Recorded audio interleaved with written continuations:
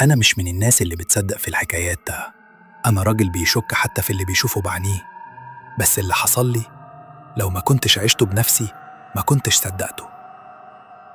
كل حاجة بدأت لما وصل لي ظرف أبيض ما فيهوش عنوان ولا طابع بريد، بس مكتوب عليه اسمي بخط إيد شبه خطي.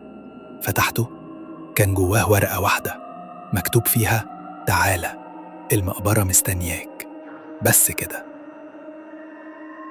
قلت يمكن هزار من واحد صاحبي، لكن الورقة كانت متوسخة تراب وريحتها زي ريحة حاجة مدفونة بقالها سنين. تجاهلتها، لكن تاني يوم لقيت نفس الظرف بنفس الخط، بس الورقة مكتوب فيها: لو ما جيتش إحنا اللي هنيجي.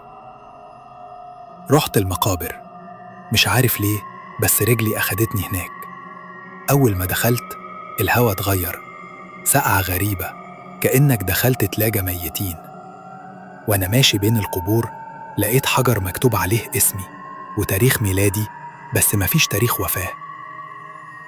ظهر لي ظرف جديد مركون على القبر، فتحته فاضي، لكن أول ما فتحته بدأت أسمع همسات حواليا، مش صوت واضح، كأن القبور بتتكلم. جريت، بس الطريق كان بيطول كل ما بجري، وكل لما لفيت لقيت نفسي راجع لنفس القبر.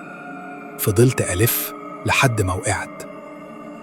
غمضت عينيا، ولما فتحتها كنت في بيتي. بس إزاي؟ أنا كنت في المقابر من شوية. ومن يومها كل يوم بيجي ظرف أبيض جديد، كل يوم، وكل مرة بيبقى فاضي، بس الصمت اللي بيجي معاه بيزيد. الجزء التاني. بعد ما بدأت الظروف توصل كل يوم وصوت الهمس يصحيني الساعة 3 الفجر، قررت أرجع للمقابر حتى لو آخر مرة. بس المرة دي ما رحتش الصبح، رحت بالليل. دخلت من البوابة القديمة. البواب بصلي وقال لي: انت جيت؟ قلت له: هو أنا جيت قبل كده؟ سكت وما ردش، لكن عينه كانت بتقول كل حاجة. وأنا ماشي بين القبور لقيت الطريق اللي اختفى قبل كده ظهر تاني، وفي آخره شمعة نورها ضعيف محطوطة على قبر. قربت ولقيت الظرف، بس المرة دي متثبت عليه بدبوس.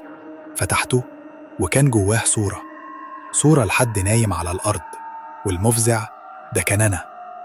نفس اللبس، نفس الوش، نفس الرعب اللي في عينيا. والشمعة طفت لوحدها، وسمعت صوت بيقول: رجعت متأخر قوي.